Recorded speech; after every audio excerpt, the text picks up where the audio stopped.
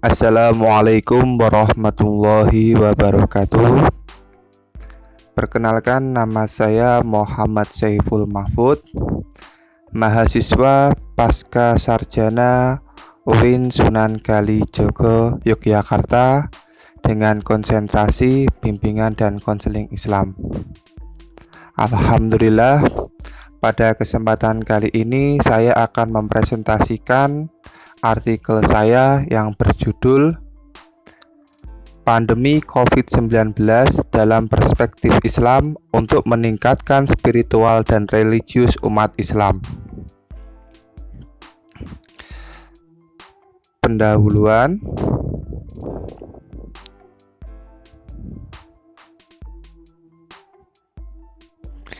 Coronavirus Desia 2019, disingkat COVID-19, adalah penyakit menular yang disebabkan oleh SARS-CoV-2, salah satu jenis coronavirus. Penyakit ini mengakibatkan pandemi coronavirus 2019 sampai 2020. Pandemi COVID-19 dapat mengalami demam, batuk kering, dan kesulitan bernafas. Infeksi menyebar dari satu orang ke orang lain melalui percikan dari saluran pernafasan yang sering dihasilkan saat batuk atau bersin. Mencuci tangan dengan sabun, menjaga jarak dari orang yang batuk, dan tidak menyentuh wajah dengan tangan yang tidak bersih adalah langkah yang disarankan untuk mencegah penyakit ini. Disarankan untuk menutup hidung dan mulut dengan tisu atau siku yang terketuk ketika batuk. Organisasi Kesehatan Dunia atau disingkat WHO dan Pusat Pengendalian dan Pencegahan Penyakit (CDC) merekomendasikan kepada orang-orang yang menduga bahwa mereka telah terinfeksi untuk memakai masker, bedah, dan mencari nasihat medis dengan memanggil dokter dan tidak langsung menuju klinik. Berbagai upaya pencegahan penyebaran virus COVID-19 pun dilakukan oleh pemerintah di negara-negara di dunia guna memutus rantai penyebaran COVID-19 ini yang disebut lockdown dan social distancing.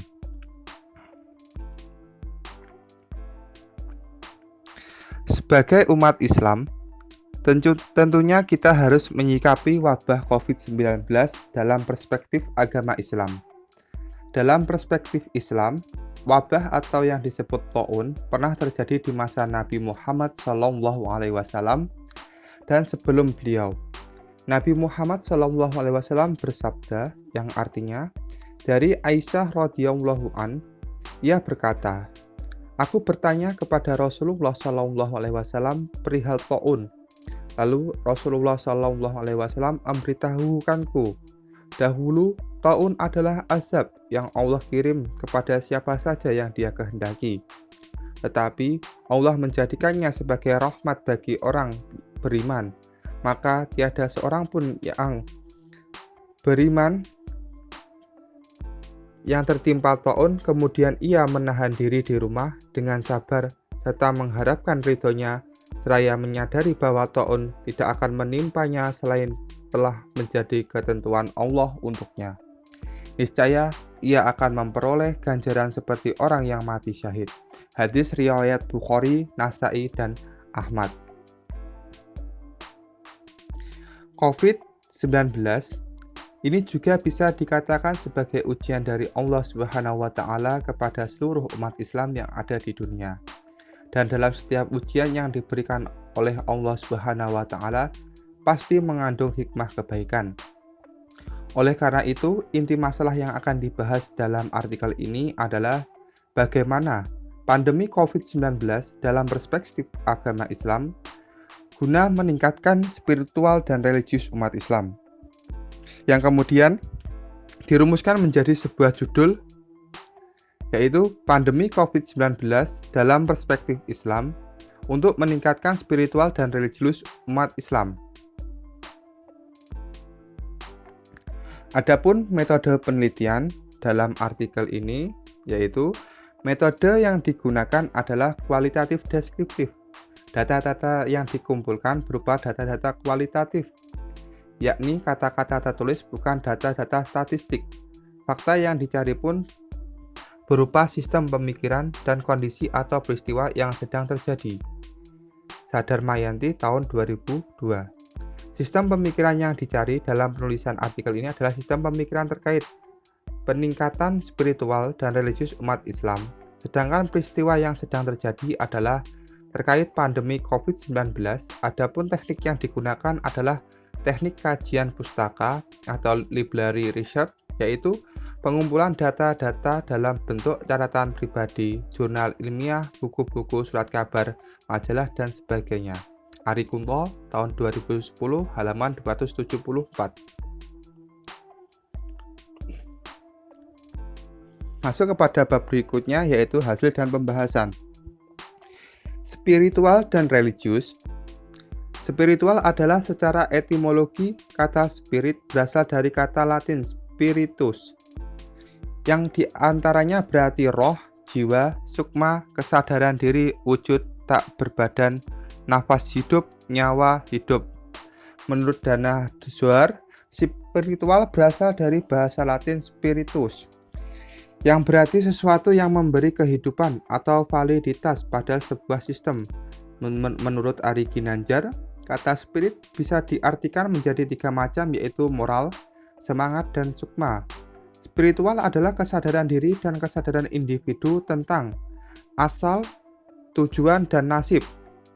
Spiritual selalu berhubungan dengan Yang Maha Kuasa. Spiritual juga memberikan suatu perasaan yang berhubungan dengan hubungan antara diri sendiri, hubungan antara orang lain dan lingkungan, hubungan seorang hamba dengan Sang Tuhan. Bahasan penting spiritual dalam perspektif Islam akan hubungan seorang hamba dengan Allah Subhanahu wa Ta'ala. Dijelaskan dalam Al-Quran dan Sunnah Nabi Muhammad SAW. Allah Subhanahu wa Ta'ala berfirman yang artinya, "Dan apabila hamba-hambaku bertanya kepada Muhammad tentang aku, maka sesungguhnya aku dekat. Aku kabulkan permohonan orang yang berdoa apabila dia berdoa kepadaku. Hendaklah mereka itu memenuhi perintahku dan beriman kepadaku, agar mereka memperoleh kebenaran." Al-Quran, Surat Al-Baqarah, ayat 186. Oleh karena itu, untuk meningkatkan spiritual seseorang umat Islam dengan cara mendekatkan diri kepada Allah Subhanahu wa Ta'ala melalui menjalankan semua perintah-perintahnya dan menjauhi larangan-larangannya. Sedangkan religius adalah berasal dari kata religi atau religi, berasal dari kata religio dalam bahasa Belanda atau religion dalam bahasa Inggris, masuk ke dalam pembendaharaan bahasa Indonesia di bawah oleh orang-orang barat, yaitu Belanda dan Inggris, yang menjajah Indonesia dan Nusantara.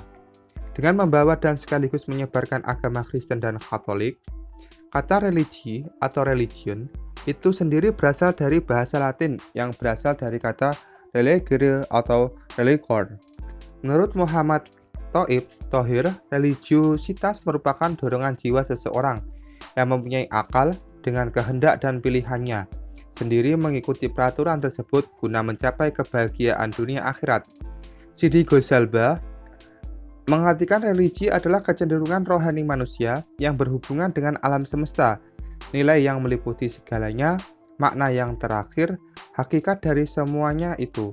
Menurut Walshah, agama biasanya didefinisikan sebagai suatu sistem kepercayaan yang terorganisir dan terlembagakan, yang memiliki seperangkat praktek dan ritual keagamaan, serta adanya masyarakat yang mengimani sistem kepercayaan tersebut. Menurut Jalaluddin, religi yang berasal dari bahasa asing yang berarti religion sebagai kata bentuk dari kata benda yang lain yang berarti agama mempunyai arti kepercayaan kepada Tuhan atau kekuatan superhuman atau kekuatan yang di atas dan disembah sebagai pencipta dan pemelihara alam semesta. Ekspresi dari kepercayaan di atas berupa amal ibadah, dan sesuatu keadaan jiwa atau cara hidup yang mencerminkan kecintaan dan kepercayaan terhadap Tuhan. Kehendak sikap dan perilakunya sesuai aturan Tuhan seperti tampak dalam kehidupan kebiasaan. Religiulitas meliputi pengetahuan agama, pengalaman agama, perilaku, moralitas agama, dan sikap sosial keagamaan. Dalam Islam sendiri, religius pada garis besarnya tercermin dalam pengamalan akidah, syariah, dan akhlak, atau dengan ungkapan lain, iman, Islam, dan ihsan. Bila semua unsur di atas telah dimiliki oleh seseorang, maka dapat dikatakan bahwa individu tersebut merupakan insan beragama yang sesungguhnya. Dan dalam agama Islam, tuntunan untuk melaksanakan kegiatan ibadah sudah diajarkan oleh Nabi Muhammad SAW. Spiritual dan religius dalam agama Islam merupakan dua hal yang berdampingan sama-sama untuk menjadikan seorang hamba lebih dekat dengan Tuhannya.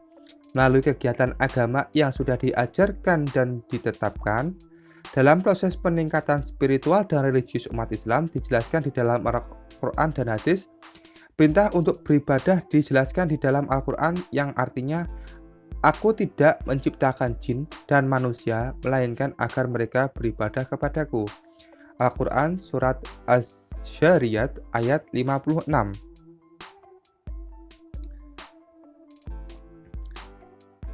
Bentuk-bentuk ibadah dalam agama Islam guna meningkatkan spiritual dan religius umat Islam, diantaranya melalui ibadah hati. Dalam ibadah hati ini ada rasa yang dimaksudkan rasa khauf, roja, mahabbah, cinta, tawakal, yaitu mensucikan hati diri kita sendiri dari penyakit-penyakit hati, semisal riya, takabur, ujub, dan seterusnya. Melalui ibadah lisan yaitu ibadah yang paling gampang, di mana ibadah itu bisa dimanapun dan kapanpun kita lakukan, karena yang bergerak adalah mulut kita, seperti berzikir, berkata yang baik dan bagus. Dan kemudian ibadah secara anggota badan, seperti kita melakukan ibadah sholat, haji, sedekah, menolong, jihad, dan lain-lain, itu termasuk dalam ibadah badan.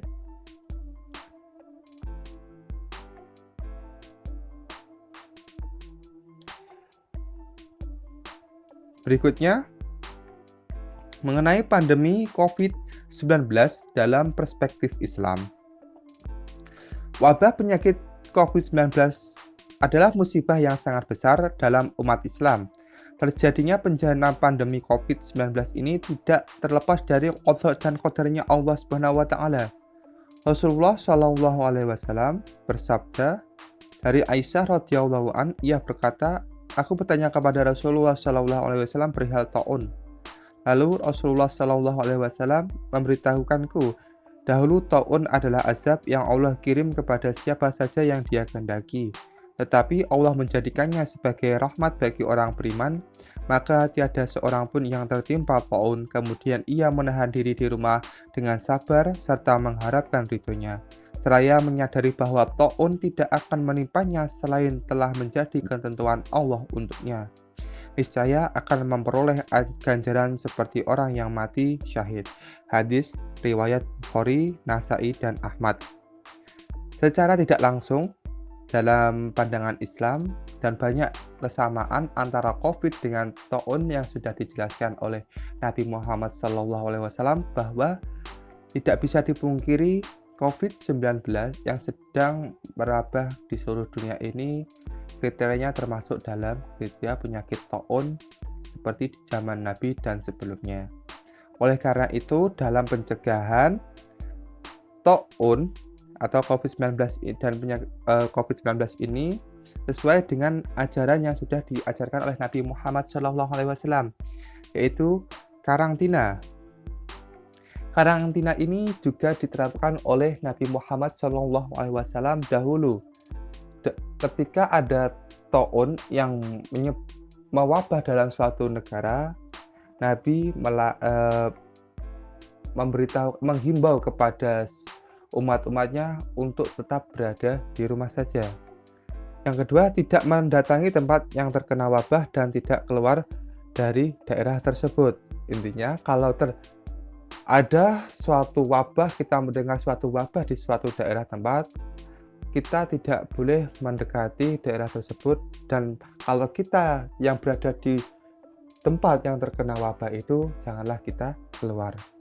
Yang ketiga, mendekatkan diri kepada Allah, meminta perlindungan dan pertolongan kepadanya. Semua yang ada di dunia ini tidak terpungkiri bahwa semuanya adalah milik Allah dan ciptaan Allah. Dan hanya kepada Allah lah tempat kita mengadu, tempat kita meminta pertolongan dan rahmat. Oleh karena itu, dalam penyakit wabah COVID ini kita harus mendekatkan diri kepada Allah agar kalau terkena wabah ini semuanya sudah kehendak dari Allah Subhanahu wa taala. Kesimpulan dari artikel ini yaitu dengan adanya pandemi COVID-19 yang menyerang hampir semua manusia tak terkecuali umat Islam merupakan bentuk kebesaran Allah yang Maha Kuasa. Allah yang menciptakan semua yang ada di dunia ini, maka berlindung dan memohon ampun kepadanya serta mendekatkanlah diri kepada Allah Subhanahu wa taala dengan mentaati segala perintahnya dan menjauhi larangan-larangannya. Melalui pandemi COVID ini, umat Islam dapat lebih mendekatkan diri kepada Allah melalui segala macam ibadah, berdoa, memohon ampun, dan keselamatan. Pandemi COVID-19 yang sangatlah memberikan efek positif yang sangat besar dalam penyadaran umat Islam untuk lebih meningkatkan spiritual dan religius mereka agar hubungan seorang hamba dengan Tuhannya semakin dekat. Begitulah. Sekian presentasi dari saya. Apabila ada kekurangan dan kekhilafan, saya mohon maaf yang sebesar-besarnya. Saya menunggu kritik dan saran dari teman-teman. Mohon untuk bimbingannya agar mencapai kesempurnaan dalam pembuatan artikel ini. Akhir kata, wallahu muwaffiq ila aqwamit thoriq. Wassalamualaikum warahmatullahi wabarakatuh.